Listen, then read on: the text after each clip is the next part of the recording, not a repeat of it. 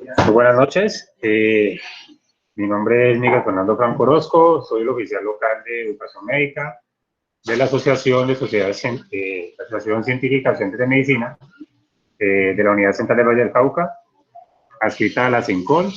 Doy la bienvenida a todas las personas que están asistiendo a este foro, en el cual vamos a hacer la revisión del tema sobre infarto agudo del miocardio y vamos a tocar algunas patologías referido a ese tema. Hoy nos acompaña el estudiante Juan Manuel Aricapa, el cual está cursando 12º semestre de medicina en la UCEBA y es médico interno del Hospital San Juan de Dios en la ciudad de Cali, Colombia. Las preguntas que surjan a raíz de la charla lo vamos a responder al final de la misma, para que por favor las vayan anotando y al final damos un espacio de preguntas y respuestas. También algunos aportes, algunas sugerencias que tengan, al final se recibirán.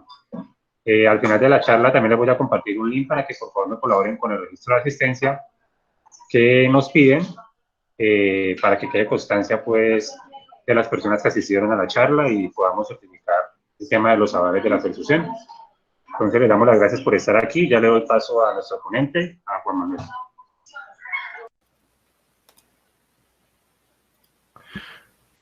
Hola, muy buenas noches a todos. Espero estén todos muy bien. Mi nombre es Juan Manuel Aricapa, así como me presentó Miguel. Muchas gracias, Miguel, por la presentación. Yo soy estudiante del 12º semestre, médico interno del Hospital San Juan de Dios Cali, aquí en Colombia. Y vamos a tratar un tema muy importante porque es un tema pues, que tiene gran incidencia en hablando pues generalmente de las patologías. Sabemos que las enfermedades cardiovasculares son la primera causa de muerte a nivel mundial, entonces pues es un tema que debemos tener todos claros y debemos de saber qué hacer cuando nos llega un paciente con este tipo de patologías. Yo intenté desenvolver el tema de una manera como muy general, no irme tampoco por las ramas, no irme muy específicamente, para que las personas que sean de menor semestre, pues también hablen como el mismo idioma de nosotros que estamos un poquito más avanzados y para que nosotros, los que vamos más adelante, pues repasemos conceptos que siempre son importantes tener en cuenta. Entonces, yo me encargué de repartir esta charla según la cronología de las cardiopatías sistémicas, isquémicas. Enfermedad coronaria estable según la cronicidad que tenga esta patología y síndrome coronario agudo según pues, si esta patología es aguda. Entonces, las que tienen un desarrollo cronológico, por así decirlo, más avanzados son las enfermedades coronarias estables, mientras que las que se presenten en horas o días son síndromes coronarios agudos. Sabemos que las enfermedades coronarias estables no suponen un riesgo inmediato, mientras que los síndrome coronario agudo, pues es una enfermedad que hay que correrle. Entonces, primero vamos a repasar un poquito cuáles son los componentes anatómicos afectados por esta patología. Tenemos que saber que son dos estructuras anatómicas muy importantes, las dos coronarias que tenemos nosotros, la coronaria derecha y la coronaria izquierda. Entonces vamos a señalar por aquí un poquito. Sabemos que tenemos la coronaria derecha, que irriga la mitad del nódulo sinusal, el 90% del nódulo auriculoventricular. Esta tiene una forma característica de C y tiene una rama que es la descendente posterior que atraviesa el corazón a través del surco interarticular posterior, irriga la cara inferior o la cara diafragmática.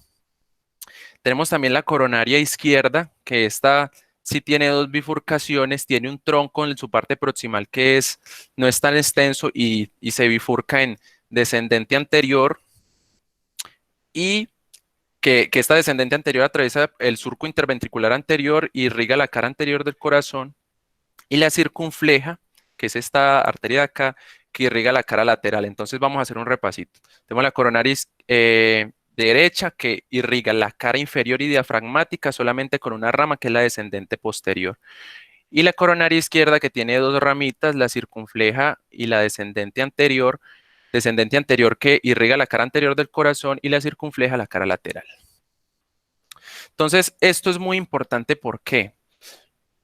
porque son las estructuras afectadas por estas patologías. Y sabemos que un pilar fundamental a la hora del diagnóstico y el manejo de estas patologías es la electrocardiografía.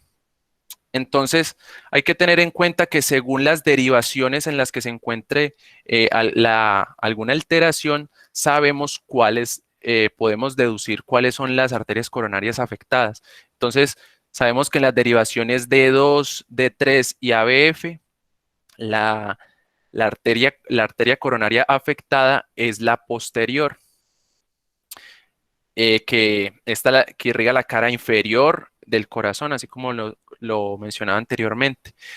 En su parte anterior vamos a encontrar las afectaciones en las derivaciones de B1 a B4, que se da la irrigación por la arteria descendente anterior, rama de la arteria coronaria izquierda. Y las derivaciones de 1 a BL, B5 y B6 nos miran la pared lateral del corazón, irrigada por la arteria circunfleja.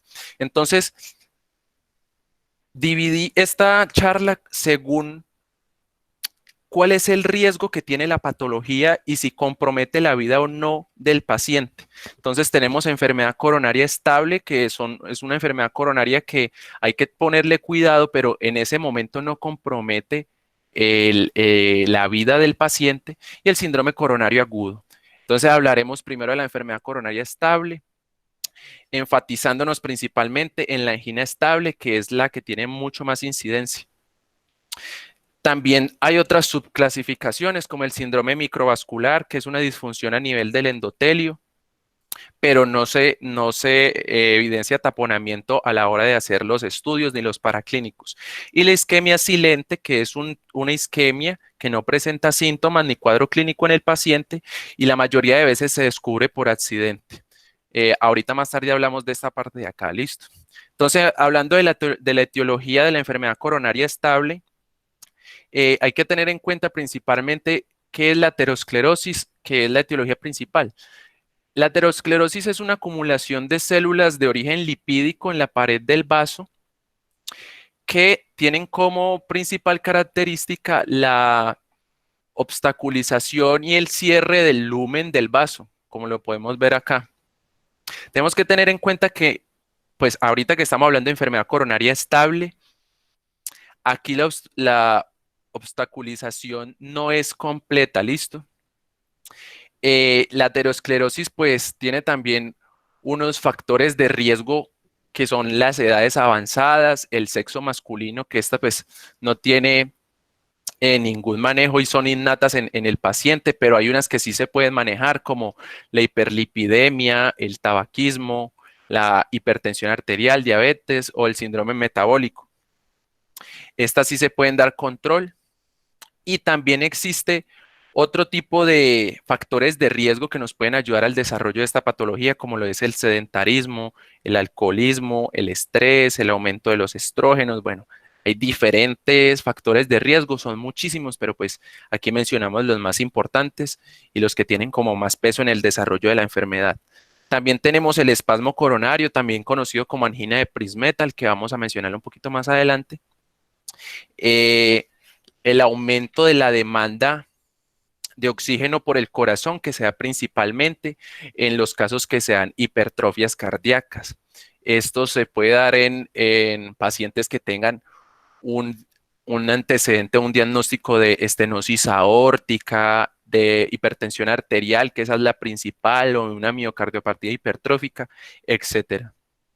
También hay disminución de oxígeno en la sangre que tenemos acá. Son pacientes que se encuentran en un estado de anemia, que tengan diagnóstico de anemia, y al tener diagnóstico de anemia, el corazón pues debe trabajar más, de aumentar la demanda del corazón para llevar el oxígeno pues necesario a todos los tejidos, principalmente los distales. También existen otras causas congénitas. Entonces tenemos aquí unos porcentajes que representan el porcentaje de cierre o obstaculización del lumen coronario. Cuando se encuentra la arteria tapada en un 70%, presentamos una angina de esfuerzo, que sea pues principalmente cuando el paciente realiza alguna actividad física y en un 80 o 90% la angina ya se presenta en los pacientes en un estado de reposo. En cuanto a la fisiopatología, tenemos como una cronología de cómo se da o se desarrolla la enfermedad. Entonces tenemos que la zona isquémica no recibe el oxígeno, la zona afectada no recibe el oxígeno y por ende no se degrada bien la glucosa. Y al no degradarse bien la glucosa, disminuye la producción de ATP. Ya sabemos que el ATP es la que mantiene las bombas iónicas en un estado pues correcto y mantiene el gradiente transiónico pues funcionando de manera correcta. Entonces, lo principal que se afecta después de la afección de las bombas en esta zona es la relajación del corazón, se altera la diástole. Después de alterarse la diástole, el corazón, además de no relajarse bien, pierde su capacidad contráctil de manera adecuada, o sea, se altera la sístole. Y después de alterarse los dos movimientos principales del corazón, hay alteraciones aparecen las alteraciones en el electrocardiograma que vamos a ver más adelante. Y aparece el dolor después tipo anginoso, que es un dolor característico que vamos a ver las características en la próxima diapositiva. Después de esto, si se presenta de forma aguda, pueden aparecer arritmias ventriculares y se puede presentar la muerte súbita. Entonces, tenemos que tener en cuenta que el miocardio pasa por diferentes estaciones antes de realizar una necrosis. Él no se necrosa de manera directa. Tenemos un miocardio sano. Posteriormente tenemos un miocardio aturdido que ya se empieza a ver el déficit de oxígeno en este tipo de tejido cardíaco. Y después del aturdido pasamos a un miocardio que es un miocardio hibernado. Entonces, tenemos que tener en cuenta que estos dos miocardios ya se encuentran afectados por el déficit de oxígeno, pero tienen una característica particular y es que estos todavía son tejidos recuperables. ¿Listo? Si se realiza el tratamiento de manera adecuada, el tejido se puede salvar. Después del miocardio hibernado, si no se realiza el tratamiento en el tiempo adecuado, sabemos que el tiempo aquí es fundamental, se presenta la necrosis cardíaca y sabemos que esta necrosis pues realiza posteriormente en el corazón un tejido fibrótico que pierde la capacidad contráctil y es un tejido que no es recuperable. Listo. Entonces el cuadro clínico es un cuadro clínico que la mayoría pues conocemos, no se ha salido como de sus características y es que se presenta un dolor posterior a un esfuerzo físico o estrés emocional. Acordémonos que es de la enfermedad coronaria estable. Es un esfuerzo físico o estrés emocional. Se da por esfuerzo físico o estrés emocional. Es un dolor de características opresivas, de ubicación retroesternal. Desaparece con el reposo o con la nitroglicerina y se dan episodios menores a 10 minutos. Cuando se sale de alguna de estas cuatro características, ya tenemos otro diagnóstico que es el síndrome coronario agudo. ¿Listo? O sea, cuando el paciente presenta no en el esfuerzo físico ni en el estrés emocional, sino en el simple reposo el dolor, es mucho más opresivo, también es de la misma ubicación, cuando no desaparece con el reposo ni con la nitroglicerina. Y cuando se presentan los episodios mayores a 10 minutos, ahí tenemos ya, es un síndrome coronario agudo y no estable. Entonces, ¿cómo vamos a estudiar el síndrome, la enfermedad coronaria estable? Con unos laboratorios, tenemos un perfil lipídico para conocer el estado metabólico del paciente, igual con una glicemia en ayunas, otro tipo de exámenes como los exámenes de función renal como creatinina, un BUN. Y si ustedes creen que procede, según la clínica del paciente, unas troponinas, que vamos a hablar más adelante de ellas, pero sabemos que es una proteína que aparecen cuando se presenta algún tipo de lesión cardíaca. RX de tórax se da principalmente en síndrome coronario agudo, si se presenta edema de pulmón, si se sospecha edema de pulmón. El electrocardiograma es vital tanto en la enfermedad coronaria estable como en el síndrome coronario agudo. Y tenemos estos 3 examencitos aquí que los vamos a hablar específicamente en estas diapositivas. Tenemos la prueba de esfuerzo, también conocida en diversos lugares como ergometría. Esta prueba de esfuerzo se encarga de medir diferentes características en el paciente. Se mide la presión arterial, la electrocardiografía y si se presenta el dolor anginoso. Tenemos que tener en cuenta que esta ergometría busca desencadenar una isquemia en estos momentos de actividad física. O sea, hay que tener en cuenta que muchos de estos pacientes llegan al hospital ya después de haber presentado la enfermedad coronaria y no tienen nada. Entonces, en este tipo de pacientes que presentaron el dolor, pero que llegaron al hospital, al centro de salud y no presentan ninguna de las características clínicas, pues son los pacientes candidatos para ergometría o prueba de esfuerzo. Hay que tener en cuenta que puede ser la prueba de esfuerzo tanto positiva como negativa según el resultado que presente el paciente y tanto concluyente como no.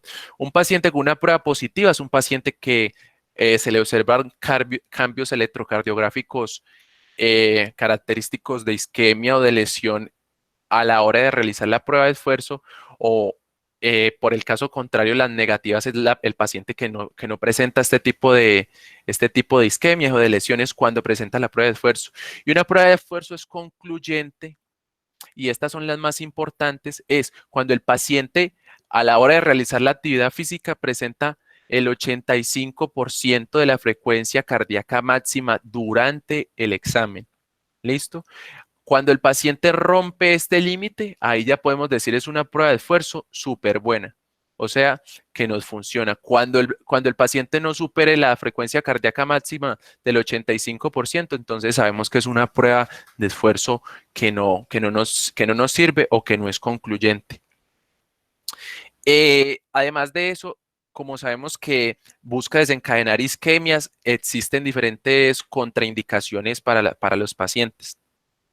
Esta no se puede hacer en pacientes que tengan alteraciones de la electroconducción, como por ejemplo un bloqueo de rama izquierda, bloqueos auriculoventriculares, pacientes con marcapasos, pacientes que tomen digoxina o pacientes con síndrome de la preexcitación. También continuamos acá con la ecocardiografía de estrés, que es otra prueba, otro paraclínico que nos sirve para el diagnóstico de esta patología, y esta es muy característica porque también sirve para aumentar la demanda de oxígeno en el miocardio, así como la prueba pasada. Sino que esta ya no se hace por medios físicos, induciendo la actividad física, sino que por medio de fármacos. Tenemos la dobutamina y la adenosina, que son los dos fármacos como de elección en este tipo de estudios. Y lo que se hace aquí es ver el corazón en vivo en una maquinita, y se observan las alteraciones en la contractibilidad que tengan ciertas zonas del corazón para ver si encontramos algún tipo de patología. También tenemos la ecocardiografía en reposo, que se da principalmente en pacientes para conocer diversas características como el FEBI, en pacientes que además de presentar un síndrome coronario pueden tener una insuficiencia cardíaca, otro tipo de patologías. Entonces, estos son pacientes que tienen como de elección la ecocardiografía en reposo. Y tenemos acá para finalizar la coronariografía. La coronariografía es se realiza como una impregnación, una inyección con un contraste en las arterias coronarias, principalmente para saber cuál es el sitio específico afectado por el síndrome coronario. Entonces, esta tiene como unas características específicas a la hora de mandarla, que es cuando los pacientes tengan síntomas limitantes a pesar del tratamiento médico que vamos a ver más adelante, o que a pesar del tratamiento tienen una evolución desfavorable. Esta también tiene ciertos porcentajes de ser significativa o no, sabemos que es una coronariografía, perdonen ahí que es difícil de pronunciar, del 70% si se encuentra en la coronaria izquierda o de un 50% si se encuentra en la otra coronaria, la coronaria derecha. Entonces tenemos el tratamiento de la angina estable, que es la que estamos viendo en este momento. Entonces, el tratamiento se puede dividir en dos, el tratamiento médico y la revascularización. El tratamiento médico es un tratamiento que sirve para el manejo principalmente sintomatológico, pero no nos va a dar una solución completa a la patología. La que nos va a ayudar a esto son las terapias de revascularización, ¿listo? Entonces, el tratamiento médico tiene dos objetivos principalmente, que es mejorar la supervivencia de estos pacientes y ayudar o mejorar la sintomatología que presenten. ¿Listo? Entonces tenemos este arsenal de medicamentos que está acá. Tenemos los antiagregantes, que son los medicamentos encargados de inhibir la agregación plaquetaria. Tenemos aquí dos antiagregantes. No se dan los dos, sino que se da ácido acetilsalicílico en esta dosis. O si es un paciente que tenga contraindicado el ASA, podemos darle manejo con clopidogrel. Esta nos ayuda a disminuir la turbulencia vascular y sabemos que disminuyendo la turbulencia vascular evitamos la formación de trombos en los lúmenes estrechos de las arterias coronarias. También tenemos las estatinas que inhiben esta enzima, la HMG-CoA reductasa, y inhibiendo esta enzima nos ayudan a disminuir el colesterol corporal. Pero no solamente sirven para eso, las estatinas son casi siempre unos fármacos que son fundamentales en el manejo porque tienen características o propiedades pleiotrópicas. ¿Qué es esto? Esto es casi siempre pregunta de exámenes en todas las facultades cuando se ve medicina interna. Las estatinas sirven principalmente tienen características antiinflamatorias, antitrombóticas y además de eso nos sirven para estabilizar la placa ateromatosa.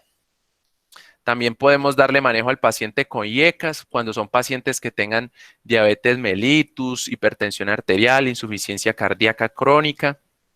¿Por qué? Porque estas ayudan a reducir la remodelación cardíaca que es causada por la angiotensina. Y sabemos que la angiotensina genera hipertrofia ventricular, pues, por esta remodelación cardíaca, entonces los IECA son como los principales inhibidores de esta. Tenemos los beta bloqueadores también que nos sirven para el manejo de ambos objetivos, la supervivencia y la mejoría de los síntomas. Los calcioantagonistas que son el verapamilo y el diltiazem, que están indicados en pacientes que no sirvan o que no toleren la primera línea del manejo en cuanto a la hipertensión arterial, y los nitratos que sabemos que son los vasodilatadores de elección que generan un alivio inmediato de los síntomas anginosos. Pero acá llegamos a la parte más importante del manejo, considero yo, porque es la que se da principalmente en los pacientes que tienen mal pronóstico o mala respuesta al manejo médico mencionado anteriormente. Entonces tenemos dos opciones de manejo, que es la angioplastia, conocida pues por nosotros los estudiantes de medicina como angioplastia. Ya tiene un nombre mucho más elaborado, que es la angioplastia coronaria transluminal percutánea, pero pues todo el mundo le dice angioplastia. Y ¿qué es lo que se hace aquí? Aquí se inyecta un catéter en la arteria radial o femoral, se llega hasta el corazón, eh,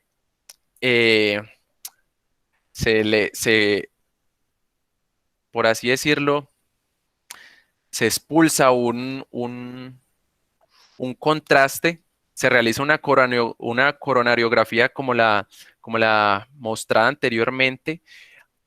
En la coronariografía se identifica la obstrucción y en la obstrucción se pone el balón El balón se infla, lo que hace es aumentar el lumen del vaso y además de eso, pues las más avanzadas cuentan con una rejilla, también conocida como estén, que esta se encarga de mantener el lumen del vaso abierto. Listo.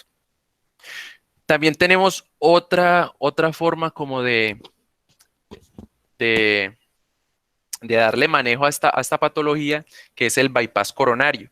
El bypass coronario es conectar de otra parte de la circulación arterial a la parte distal de la obstrucción. Entonces, se puede dar principalmente de dos formas. Cuando se encuentra afectada la arteria coronaria izquierda, se puede dar un, como un anexo, por así decirlo, de la arteria mamaria interna. ¿Listo? Que es la que se encuentra como más específica en cuanto a la ubicación aquí. Tenemos que tener en cuenta que la arteria mamaria interna pues corre muchísimo menos riesgo de presentar aterosclerosis, entonces pues por eso se realiza este manejo. Pero cuando tenemos una obstrucción en la arteria coronaria derecha,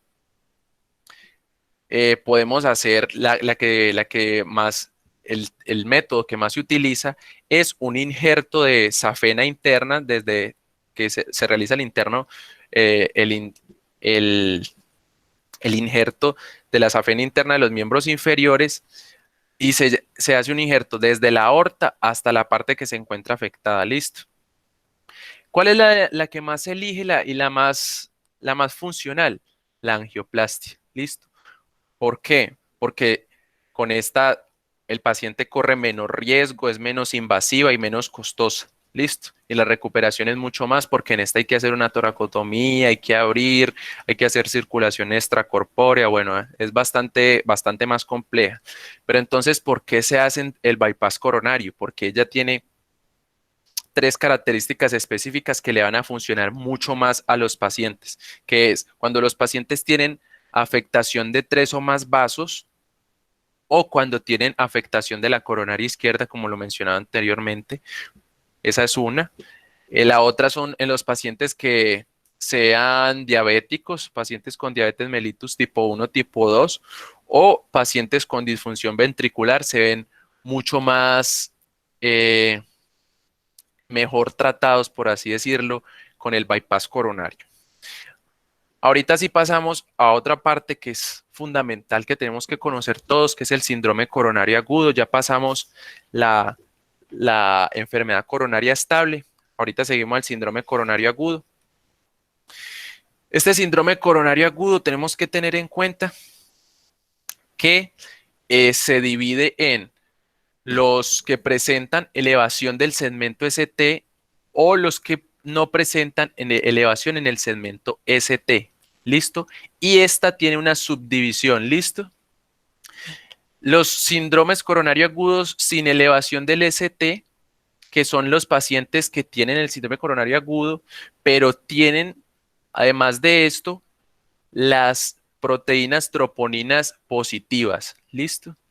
La angina inestable, que es un síndrome coronario agudo que no tiene elevación del ST y además de eso, esta tiene las troponinas negativas. Y la angina de Prinzmetal, listo. La angina de Prinzmetal es una angina que se presenta principalmente en los pacientes jóvenes y no hay una obstrucción en sí de la arteria, sino que la arteria realiza un vasoespasmo, lo que disminuye el flujo sanguíneo y por ende el flujo de oxígeno a los tejidos. Esta angina pues responde muy bien a manejo con calcioantagonistas, verapamilo y diltiazem. La fisiopatología, la misma anterior, también se da principalmente por la aterosclerosis que es causada pues por la acumulación de las células de origen lipídico, pero aquí la obstrucción es completa, listo. El lumen se encuentra obstruido de manera completa. ¿Qué es lo que pasa? Como aquí disminuye el flujo sanguíneo, en estas partes más obstruidas aumenta la turbulencia sanguínea y eso al aumentar la turbulencia sanguínea estimula la la cadena y la cascada de la coagulación, lo que nos va a producir un trombo, y estos trombos son los que obstaculizan completamente las arterias y son las que producen la sintomatología o el cuadro más grave. Entonces, el cuadro clínico lo mencionamos ahorita, lo vamos a repasar. Ya sabemos que este es el síndrome coronario agudo. Como es agudo, pues tiene unas características clínicas mucho más agresivas, por así decirlo. Esta ya aparece en reposo, la opresión retroesternal es muy intensa, esta ya puede tener una irradiación al brazo izquierdo o a la mandíbula del paciente. Esta también puede estar acompañada de síntomas autónomos como lo son las náuseas, el vómito, la sudoración y la sensación de muerte inminente, pues porque el dolor es bastante intenso. Además de eso, se puede dar una pérdida de la conciencia porque en estas que es como la más aguda, la más agresiva, se puede dar una disfunción ventricular aguda. Listo. Entonces no llega buena irrigación al cerebro y se puede dar una pérdida de la conciencia. Esta no desaparece con el reposo ni con la nitroglicerina y los episodios que presentan son mayores a los 10 minutos, diferentes a los menores a los 10 minutos que se encuentran en la enfermedad coronaria estable. Listo. Ahora vamos a pasar a la fisiopatología del síndrome coronario agudo. Tenemos que tener en cuenta que el tejido cardíaco no se necrosa directamente, listo. Este va pasando por diferentes etapas, que es la isquemia, la lesión y la necrosis, listo. Por lo menos aquí tenemos este tejido. Podemos ver que el infarto pues afectó principalmente esta parte de acá, que es la primera en necrosarse, pero tenemos unas áreas como unas auras alrededor de este tejido, del de la necrosis. Esta, por ejemplo, es el área de la lesión, ¿listo? Y esta es el área de la isquemia. ¿Qué tenemos que tener en cuenta aquí? Lo mencionamos anteriormente, lo vamos a repasar otra vez. La necrosis es un tejido que no es recuperable, mientras que la isquemia y la lesión son tejidos que tienen potencial recuperación si el manejo se hace en el tiempo adecuado, listo. También hay que tener en cuenta dos cosas, que los síndromes coronarios pueden ser en su cara interna y en su cara externa, listo. En su cara interna reciben el nombre de subendocárdicos, listo. Y en su cara externa reciben el nombre de subepicárdicos. Ahorita vamos a repasar eso y vamos a conocer la importancia de estos dos términos. Entonces tenemos aquí un infarto subepicárdico. Los subepicárdicos son mucho más graves porque asocian mayor cantidad de músculo afectado y las fibras externas son las que más fuerza tienen para la actividad contráctil del corazón. ¿Listo? Entonces son los que hay que tenerles como mucha más importancia, por así decirlo, hay que darles más importancia. Tenemos que la isquemia, la lesión y la necrosis tienen una representación en el electrocardiograma. La isquemia se representa con la onda T, la lesión con el segmento ST y la necrosis con la onda Q. Aquí ya le damos como la importancia adecuada del segmento ST que mencionábamos anteriormente, ¿listo? Sabemos que, y podemos tener como mucho más específico que las lesiones como las más, podemos, por así decirlo, tener como una escala de importancia en el paciente como los más comprometidos con este tipo de característica que es el segmento ST. Listo, el área de lesión que afecta. Y la onda Q, que es la necrosis. Pues nosotros conocemos que hay hay pacientes que tienen ondas Q patológicas, que son pacientes que tienen antecedentes de necrosis previas, que han sufrido síndromes coronarios agudos previamente que afectaron un área específica del corazón. Entonces aquí le vamos a dar como la importancia, lo mencionaba anteriormente. Tenemos la onda T, que es la isquemia. que aquí donde está podemos ver que la onda T tiene una característica subendocárdica si ella realiza esta elevación, ¿listo? Subendocárdica. Si realiza esta elevación, o sea, un infarto de cara interna, por así decir. Mientras que en la onda T es una isquemia subepicárdica si presenta un descenso de la onda. ¿Listo? O sea, esto es una isquemia subepicárdica, o sea, en la parte externa, por así decirlo, del corazón. En el segmento ST tenemos de compromiso subendocárdico los que tienen descenso del ST y aquí vemos que esa no era como la más agresiva, como la característica más agresiva del síndrome coronario, porque es subendocárdico. Si recuerdan que este es de la cara interna y que no es el más grave. Mientras que si se presenta elevación del segmento ST, que es el más grave, ¿por qué? Porque es de compromiso subepicárdico, ¿listo? O sea, compromete la cara externa del corazón. Tenemos también, además de esto, la onda Q. Y aquí donde está tenemos una Q patológica. Sabemos que la Q patológica se presenta principalmente en los pacientes que tienen antecedentes de síndrome coronario agudo con una zona de necrosis. Ella tiene una característica especial, es que dura un cuadrito, o sea, 0,04 segundos, y tiene una profundidad mayor a 0,2 milivoltios. Listo. Entonces volvemos a la misma diapositiva de ahorita, listo, que es según la arteria afectada, tenemos la arteria y la pared cardíaca afectada. Tenemos la cara lateral se evidencia en las derivaciones de 1 a BL y B5 y B6, arteria circunfleja, rama de la coronaria izquierda, la cara inferior D2, D13 y ABF, coronaria derecha en un 85%, y la cara anterior de B1 a B4 por la descendente anterior, rama de la coronaria izquierda. Entonces aquí tenemos dos ejemplos específicos. Les voy a dar un pequeño tiempo para que los vean y ahorita los analizamos.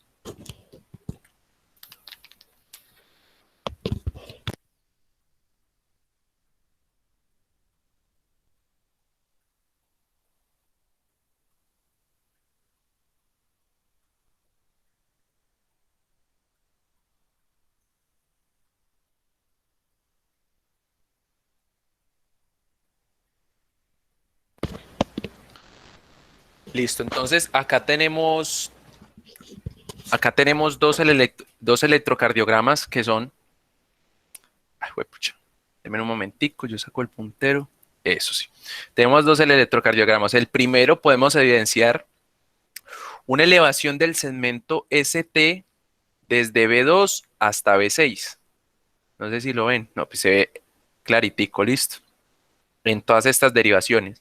Sabemos que de B2 a B6 es la cara anterior del corazón, listo. La pared anterior del corazón. Entonces, aquí donde está, tenemos un síndrome coronario agudo con elevación del ST anterolateral, listo, o anterior extendido.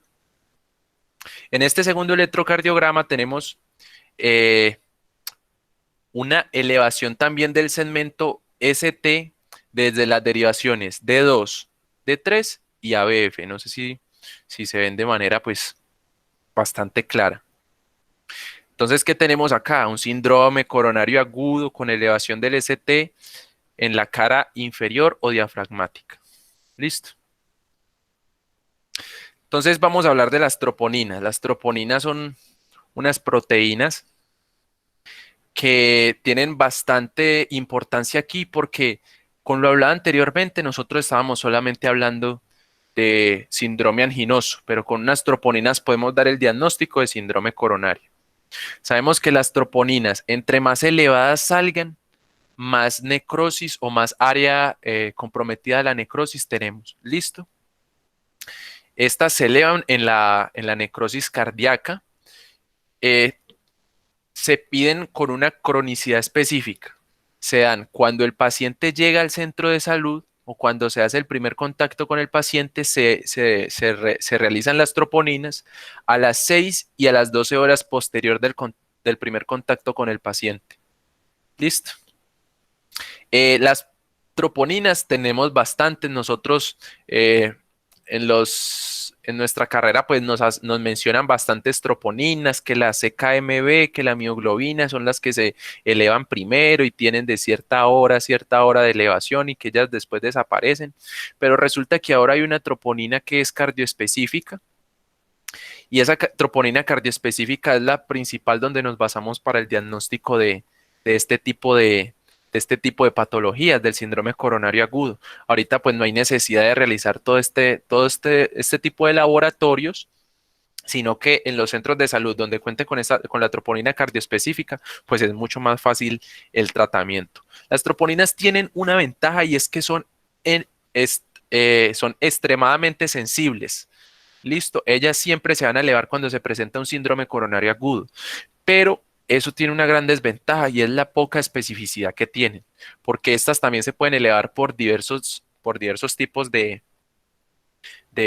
otras patologías o de condiciones. Tenemos las troponinas también se elevan por esfuerzo físico, por taquiarritmias, por insuficiencias cardíacas, insuficiencia cardíaca crónica, enfermedades críticas, miocardiopatías, bueno, diferentes características, listo. Hay que tener en cuenta varias de estas porque son como bastantes, se puede confundir uno muy fácil como miembro como médico, que es en tromboembolismo pulmonar y en insuficiencia cardíaca congestiva, listo. Después de tener las troponinas, tenemos que realizar como un escalamiento o una diferenciación según el compromiso que tenga el paciente con el síndrome coronario agudo. Listo. Entonces hay diversas escalas que nos sirven para, por así decirlo, estratificar de manera adecuada el paciente. Hay diferentes escalas, está TIMI, está Grace, bueno, la que más se utiliza y la más específica y la que más sale en la literatura es la escala de Grace. Listo, la escala de Grace es una escala que tiene diversas características, no vamos a poner a leernos todo esto, pues son pocos los médicos, me imagino que se han aprendido porque son más, esto más se implementa principalmente, lo tienen las personas o los médicos o en las salas de cuidados coronarios, pues es muy raro que alguien se aprenda esto. Pero hay que tener algo importante y son estos dos números de acá abajo y estos sí debemos de aprendernos. Listo.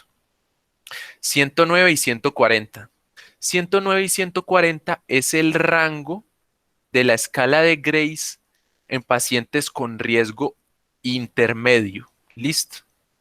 Los pacientes con riesgo intermedio que dan en la escala de Grace de 109 a 140 son con estos numeritos. Tenemos que tener en cuenta que los pacientes con riesgo leve son menores a 109 y los pacientes con riesgo alto o muy alto son mayores a 140 en la escala de Grace.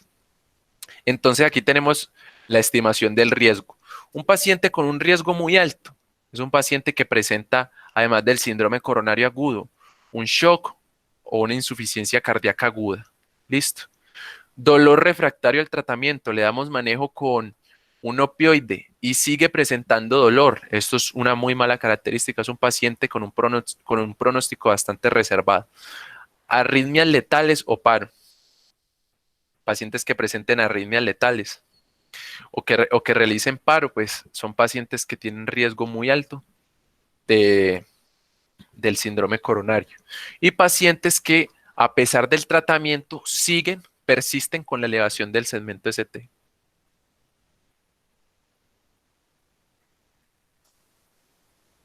Listo. Tenemos que tener en cuenta que estas escalas de riesgo son escalas de riesgo estimadas a un tiempo específico.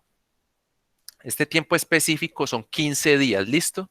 Riesgo de muerte en 15 días.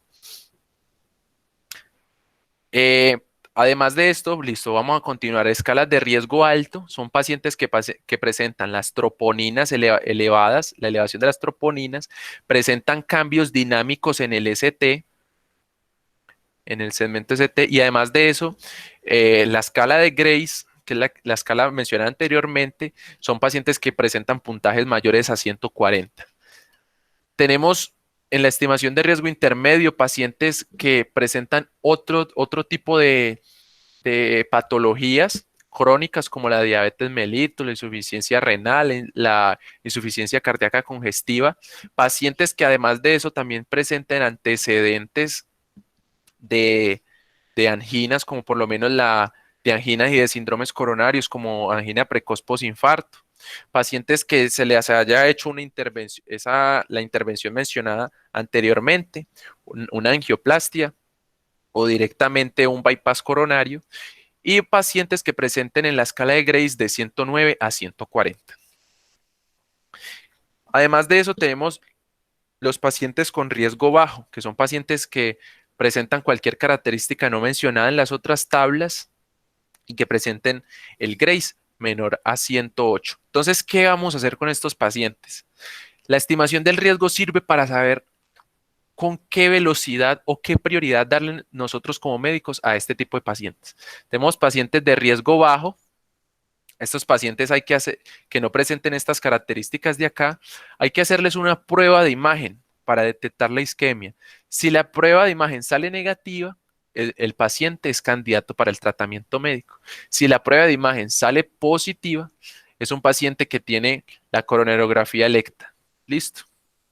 Para hacer la revascularización. Después tenemos los pacientes de riesgo intermedio, riesgo alto y riesgo muy alto. Las características de estos son eh, las diferencias de estas, disculpen, son principalmente el tiempo a la hora de darle el manejo. De riesgo intermedio nos podemos demorar menor a 72 horas para darle manejo, riesgo alto menor a 24 horas y riesgo muy alto. Estos son los pacientes que hay que correrles menor a 2 horas de tratamiento. ¿Listo? Porque son pacientes que tienen, por así decirlo, la vida más comprometida. En cuanto al tratamiento de la angina inestable, también tenemos un tratamiento médico y de revascularización como, como la enfermedad coronaria estable que fue la mencionada anteriormente, pero tenemos que tener en cuenta que aquí el tratamiento médico es mucho más intensivo. Este sí hay que correrle, ¿listo? La revascularización también debe ser de manera rápida, ¿listo? El tratamiento médico, pues tenemos una memotecnia que es bastante conocido, que es la mona. Eso empezó siendo la mona y ahorita la monachei. Listo. Entonces tenemos que tener en cuenta que el primer fármaco es la morfina para darle analgesia al paciente. Listo. De 4 a 8 miligramos en infusión de 5 a 15 minutos. Se utilizan opiáceos, no se utilizan AINES, porque los AINES tienen riesgo de presentar mayor riesgo de presentar trombosis en los pacientes y ahí sí mm, complicamos bastante al paciente. Listo. Se utiliza oxígeno. ¿Por qué? Porque el oxígeno de 2 a 4 litros minuto nos va a ayudar para que los latidos del corazón aumenten el aporte a todos los tejidos distantes, listo, y principalmente a los tejidos afectados por la patología. Tenemos la nitroglicerina, que es el vasodilatador predilecto de 0.4 miligramos cada 5 minutos. Listo. Aquí hay que tener en cuenta esto. Si el paciente presenta hipotensión, un paciente con shock cardiogénico, un paciente con una insuficiencia cardíaca aguda o insuficiencia cardíaca crónica descompensada, estos pacientes tienen contraindicada la nitroglicerina. Listo. ¿Por qué? Porque nos van a disminuir mucho más la presión que tenemos en el paciente. Aspirina y clopidogrel son los dos fármacos que se utilizan para la antiagregación plaquetaria. Listo. Se utiliza la aspirina en dosis de carga y después se utiliza esta dosis diaria. Y además de eso, tenemos el clopidogrel, que también se utiliza una dosis de carga y posteriormente 75 miligramos en dosis diaria. Tenemos que tener en cuenta que las dos se utilizan en conjunto solamente un año después de presentar el síndrome coronario agudo. Listo. Después se elimina el clopidogrel del manejo y el paciente continúa tomando aspirina solamente. Clopidogrel, no. ¿En cuánto? En un año. Después sigue la heparina, un anticoagulante. La más utilizada es la fondaparinux de 2.5 miligramos endovenosos y luego subcutáneos. Y las estatinas, que pues nosotros ya estábamos cansados de mencionar cuáles son los beneficios de las estatinas con sus efectos pleiotrópicos. Ya sabemos, antiinflamatorios, antitrombóticos y además de eso nos ayuda para estabilizar la placa ateromatosa. Y tenemos lodiecas que nos van a encargar de eliminar los efectos adversos de la angiotensina. Listo. Sabemos que la angiotensina nos causa la remodelación cardíaca y bueno, eso ya lo mencionamos anteriormente. Entonces, después de pasar del tratamiento médico, llegamos al tratamiento, a este tratamiento que es más específico, que es la reperfusión. La reperfusión se utiliza estos dos métodos, el mismo que vimos la vez pasada, que es la angioplastia primaria y la fibrinolisis. La fibrinolisis es otro método de tratamiento que no hemos mencionado, que se utiliza un fármaco que potencia el efecto de fibrinolisis del organismo. Listo. Sabemos que nosotros tenemos una proteína que se llama plasminógeno. Esta pasa luego a plasmina y la plasmina es la que se encarga de destruir los coágulos. Entonces, en la fibrinolisis tenemos un fármaco que es activador tisular del plasminógeno recombinante. Hay varios fármacos de estos, tenemos el tenecteplase y el alteplase que son utilizados para el manejo de estas patologías. ¿Cuál se va a preferir de los dos? La angioplastia primaria, también como en el caso pasado. Pero ¿por qué existe entonces la fibrinolisis? Porque es la respuesta al manejo cuando no se puede hacer angioplastia primaria en las primeras 2 horas de que el paciente presente el síndrome coronario agudo. Listo. Tenemos un paciente en una zona rural, el paciente presenta el síndrome coronario agudo y estamos lejos de una unidad coronaria. Listo, sabemos que la angioplastia primaria necesita un cardiólogo intervencionista, una unidad coronaria específica, listo. Entonces esto es bastante como más dispendioso para darle el manejo. Aquí decidimos hacer fibrinolisis, listo, con este tipo de fármacos mencionados anteriormente, tenecteplase o alteplase. Tenemos que tener en cuenta que la fibrinolisis nos va a ayudar a desintegrar el trombo, el trombo mencionado anteriormente. Pero después de realizar la fibrinolisis, todo paciente con síndrome coronario agudo que se le haya dado manejo con fibrinolisis, se le debe hacer una angioplastia primaria posterior para que haya un ensanchamiento del lumen coronario y pues se realice el tratamiento adecuado al paciente. La fibrinolisis tiene unas contraindicaciones que son específicas, listo. Pacientes con hemorragias activas.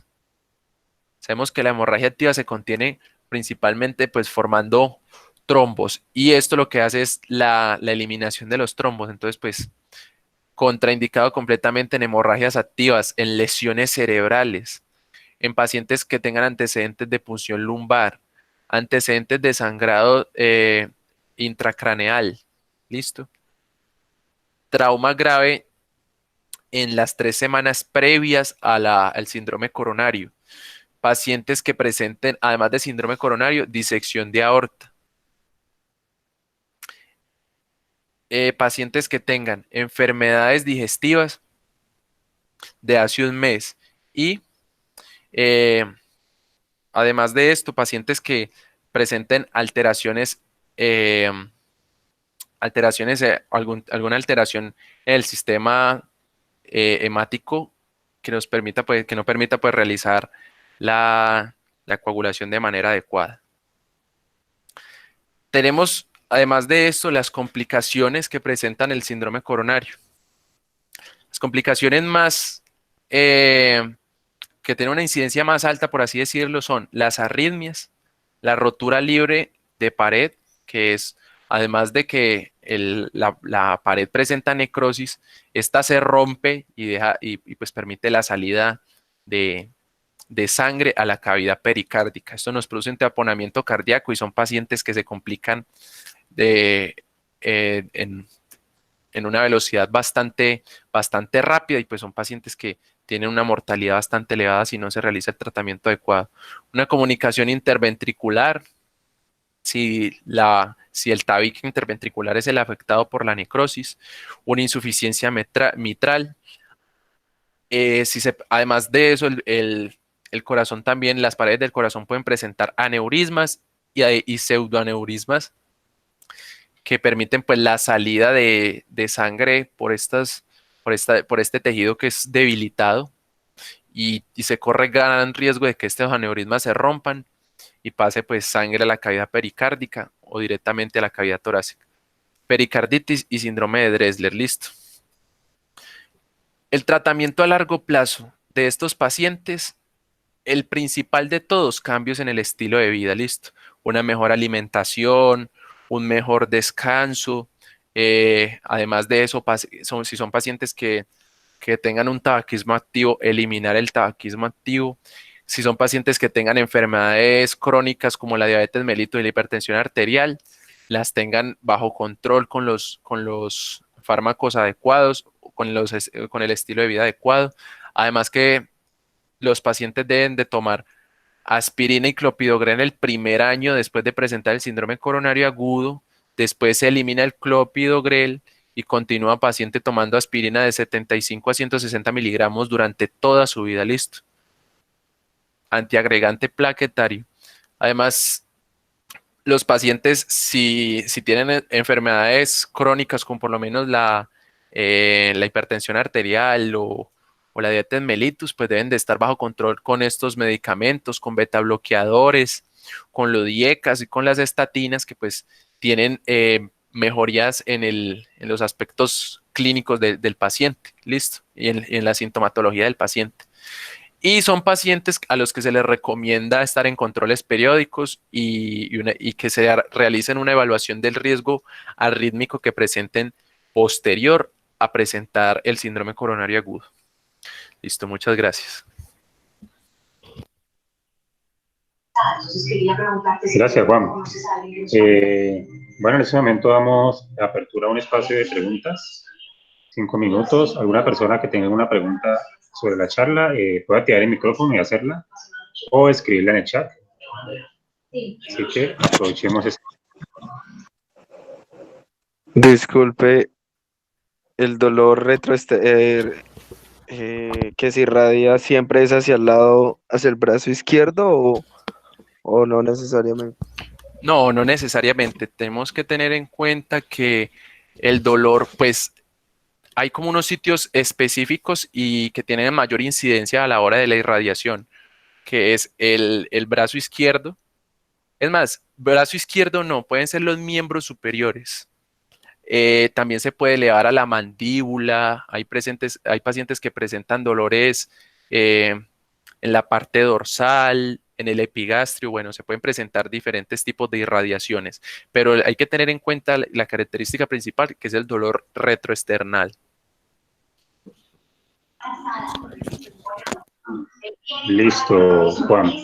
Por acá en el chat hay una pregunta que hacen y dice si los beta bloqueantes se utilizan para todos o depende de la clínica del paciente.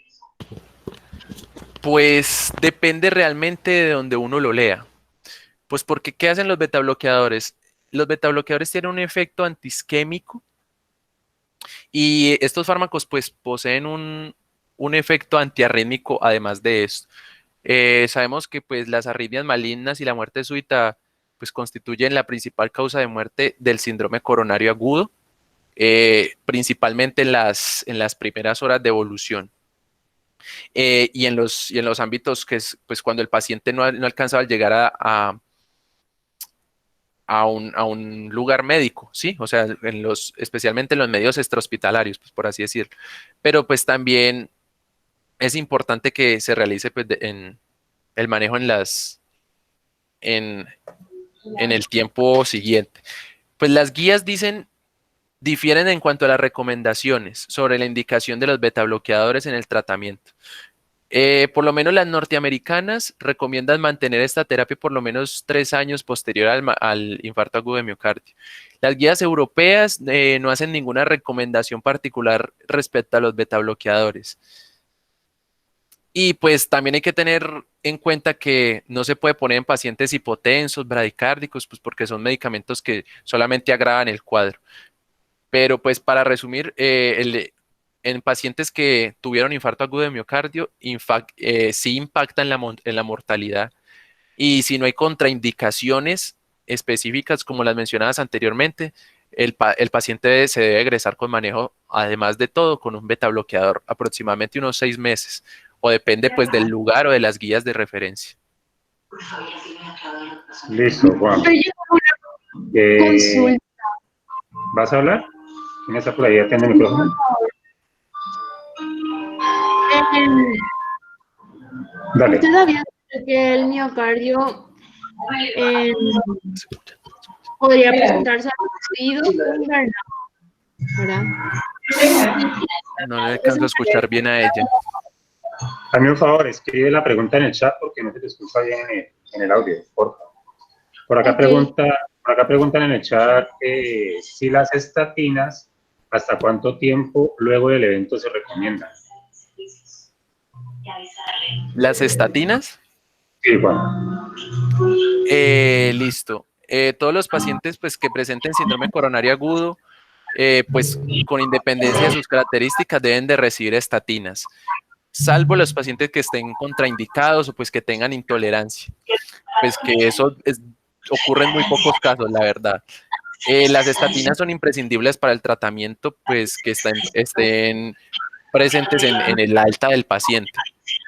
Y es conveniente pues, que el paciente controle las concentraciones lipídicas y la función hepática que son las encargadas pues, del manejo de las estatinas, pues de 4 a 6 semanas según la guía europea.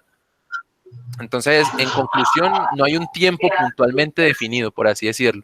Se puede dejar mientras el paciente las tolere y no tenga contraindicaciones y presente pues, las disfunciones lipídicas que requieran el manejo de dicho fármaco. Listo, por aquí una última pregunta. Pregunta Daisy, ¿el miocardio aturdido o hibernado presenta síntomas? ¿Cuáles son? Si el miocardio aturdido presenta síntomas.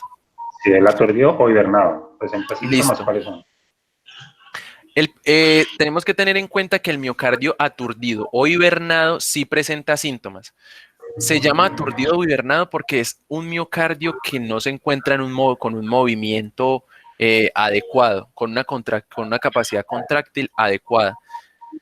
¿Por qué? Porque lo que está haciendo es conservar la energía que tiene para su supervivencia.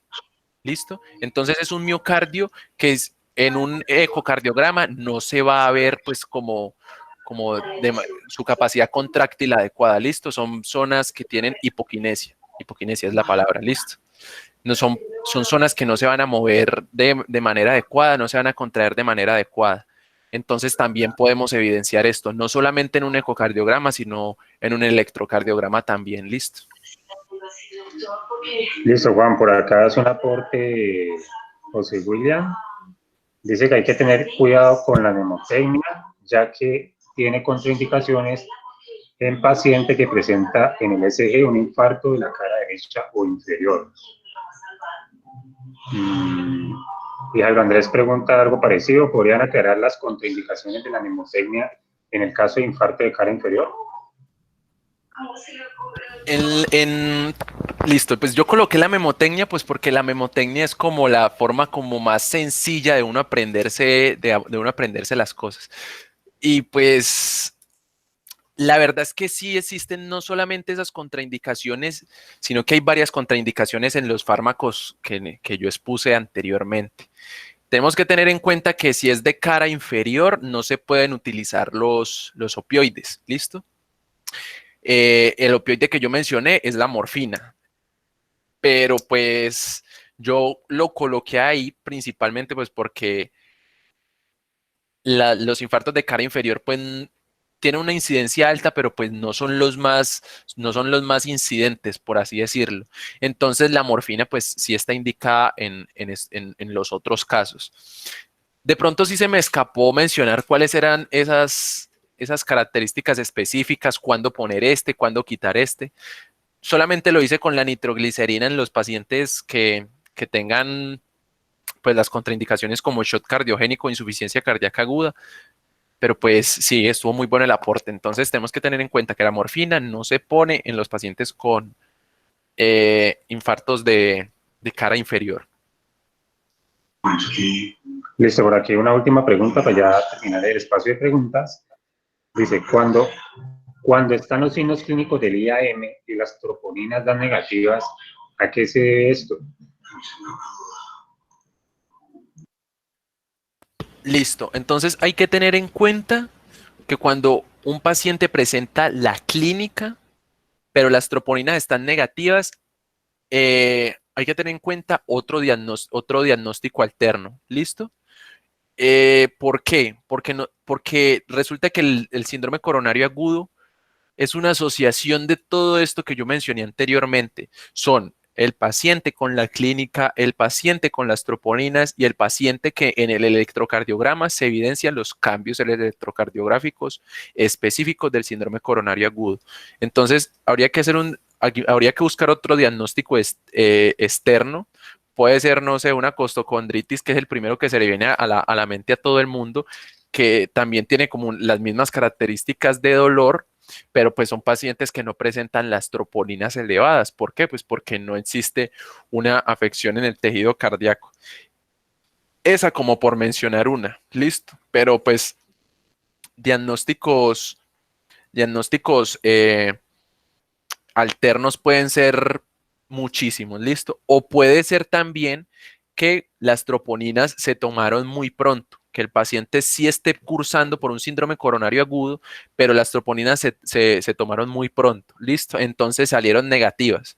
Hay que tener en cuenta que, y esto no se nos puede escapar a nosotros. ¿Por qué? Porque es un paciente que en verdad sí está enfermo, en verdad sí hay que correrle. Pero pues como uno se confía que las troponinas no salieron elevadas en su primera toma, entonces dice uno, no, entonces esto es un paciente que no tiene un síndrome coronario. Por eso es que se realiza la beta de las troponinas o las troponinas o la toma de troponinas de manera cronológica. Cuando llega el paciente a la unidad hospitalaria en su primer contacto a las 6 y a las 12 horas. Listo.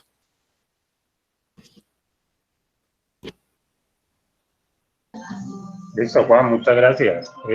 Muchachos, los que todavía permanecen en el foro, ahí les acabé de enviar un link para que porfa me colaboren con el registro de asistencia, que debemos dejar una constancia de las personas que asistieron. Entonces, porfa, ingresen, solo colocan el nombre, la asociación o universidad a la que pertenecen, y eso es todo. Le damos las gracias en nombre de ASEMUSEA, en nombre del Comité Local de Educación Médica, por haber asistido. De igual manera, muchas gracias a nuestro ponente, Juan Manuel, te agradecemos de todo corazón por tu tiempo y por ese espacio que has dedicado a esta revisión de tema. Muchísimas gracias a todos ustedes pues por estar aquí presente, por haber escuchado la charla. Discúlpenme si gagué mucho, pues la verdad es la primera vez que lo hago y pues espero que todos hayan aprendido y repasado una vez más este tema tan importante. Muchísimas gracias y tengan todos una buena noche. Gracias, Juan.